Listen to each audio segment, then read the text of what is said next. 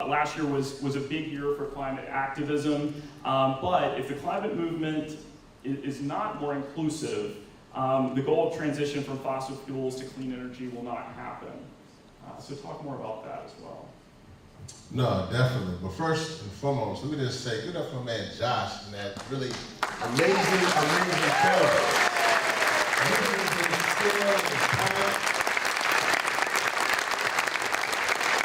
Thank you. And before I get started, I just want to give it up for my dear friend, my scientist, says I'm a preacher by trade and activist, and with all these things from carbons and those kind of things, I had to have my scientist. Good for Dr. Michael Dorsey, who's a data scientist.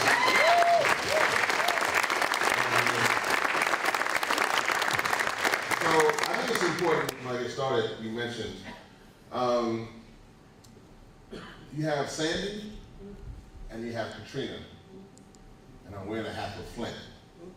And so the face of those who are affected by the disaster look more like this than honestly what's in the audience today. And that's not a slight, it's just a reality. That if we're going to win this battle and transition from fossil fuels to clean energy, it's going to take all of us up on this stage and in this auditorium and always in our movement to come together. This is the movement when we were saying at dinner that we can't be siloed. We can't have a segregated climate movement to win this battle. The fossil fuel industry is too strong. It's too strong. And so this battle, the Tim was saying, we have to be the battle when we all come together. Not force our issue on other people, but also appreciate those who are dealing with LGBTQ rights or those in Black Lives Matter and other issues, and then allowing those issues so it's not black or white or brown or red or yellow or male or female or straight or gay. It's about humanity. That's the next step. Now, the good news, I saw this film, I got hurt, I actually, from so young, I was protesting. My ankle got broken protesting. And so that's all right, I can't dance like Josh. That's bad. My brother can't dance like Josh. I'm like, God almighty, I really got to go back and sit down. So, but it was a pleasure for me to see this film and to see that. And to the point, and the question is this, is that the reality is that if we do come together, we really break down those silos, we can win. You know, we're here in DC, and not too far away, another black preacher stood up there at the Lincoln Memorial and professed a dream about how we can come together and how we can overcome the barriers of equality. And many of you in this audience took away from your own families who were white or black and came together and said we can have a better country fighting for equality. Now, some of y'all are still around. It's a good thing. And there's a whole new generation now not only fighting for equality, but fighting for existence. Because we lose this battle, not just about drinking Dr. Dorsey from a water fountain, but having just clean water or clean air at all. So, while he stood there and says, I have a dream. Josh, I have a dream. He said, I have a dream that one day we can come together, black and white, brown and yellow. Our goal here is that one day, Tim, is that not only will our children say they have a dream, but they will then say that we have moved from fossil fuels to clean energy. And they will say that we are not only free at last, but that we are fossil free at last. Fossil free at last. Thank God Almighty, we are fossil free at last.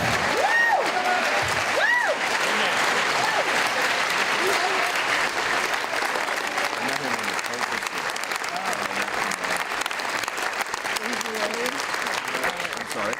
To follow that up with a question. Real quick, I think what Josh is important. I just want to add to that, that when the movement is strong, the art is strong. But when the movement is weak, the art is weak. And so I want to say that because when we were in New York and we marched, we had 400,000 strong in that process. And before I even say anything, let me just give it up right now. In my heart, I just got to say to Berta Caceres, those in Honduras and other activists who are putting their lives on the line for this movement. But in that process, when we see that from the People's Climate March, that actually helped create People's Climate music and other things from that. And even in this film, which you're beginning to see, because that as our movement is putting more frontline communities on the front burner, they're now also beginning to be put to the films as well. Yeah. So I think that, you know, art imitates the movement. So I think it's clear that the stronger our movement is, then the art, the music, the poetry will then come out of that. But when our movement is stagnated, this bland, the same old, very political, not really moving things forward, then we're going to keep seeing the kind of the same thing. And we're at a time in history where we cannot see the same thing.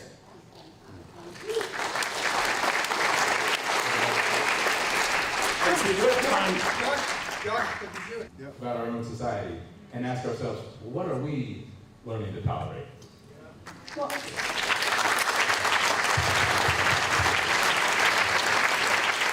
Well, and just to take that thread a little bit further, there are so many Chinas and communities across the United States, and there are so many prisons that are not called the word prisons, but that the residents have adapted to their own servitude and to the unseen bars that are there.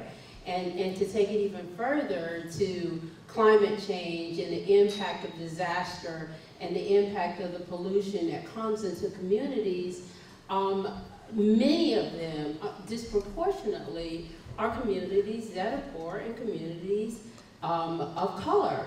Because, you know, I took this thread the other day, and it's true, let's say if we start with fracking, and start with saying, let's stop the pipelines and let's get them stopped. Why should we do that? You know, the pipelines are coming through and getting rid of cultures and barrier grounds and slave grounds and people's livelihood and all of that. If you're in the community that I serve, that has nothing to do with you because you're so busy trying to get shoes for your kids, or you think it has nothing to do with you.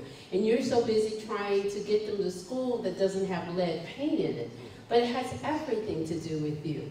Because by the time those pipelines come through and they've knocked down all these barrier grounds and they've taken away people's livelihood and maple trees, then all the pollution and the soot and the things that become superfunds and the things that become pollutants in the air, they're left, 90% of them, in communities of poverty and communities of color. And so maybe it started with the fracking and all of that, but now it's there in those communities.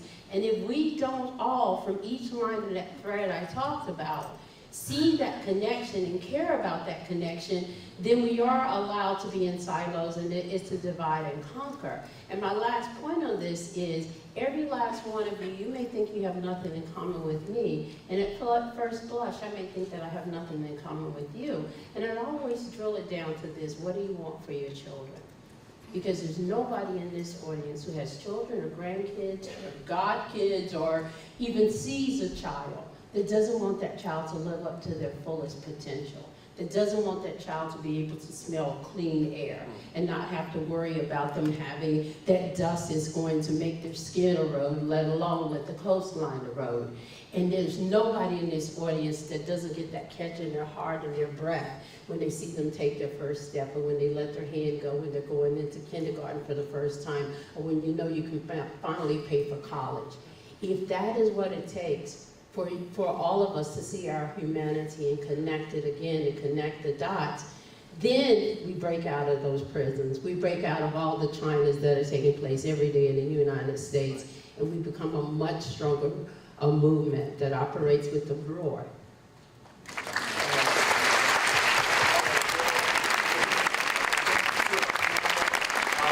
Timothy Christopher, Aria Doe, Reverend Yearwood, Josh Fox, thank you. Josh, if people want to find your film or help you screen the film, how do they find it? We are on our Let Go and Love tour. Presently, we'll be going down the coast, Virginia, North Carolina, South Carolina, Florida, It will be in theaters for Earth Day in New York, and then in Los Angeles, and then wherever else it's requested. We will be on HBO at the end of June, and we hope to have house parties across the nation watch the film. How do you request it? Well, I gave you my card earlier, but also go to the website howtoletgomovie.com, howtoletgomovie.com, and send us an email. It will get to us, or go to our Facebook page and send us an email that way. But definitely do spread the word, tell people about the film. Thank you so much. We were so delighted to be here tonight. Thank you all for coming out. Please join us.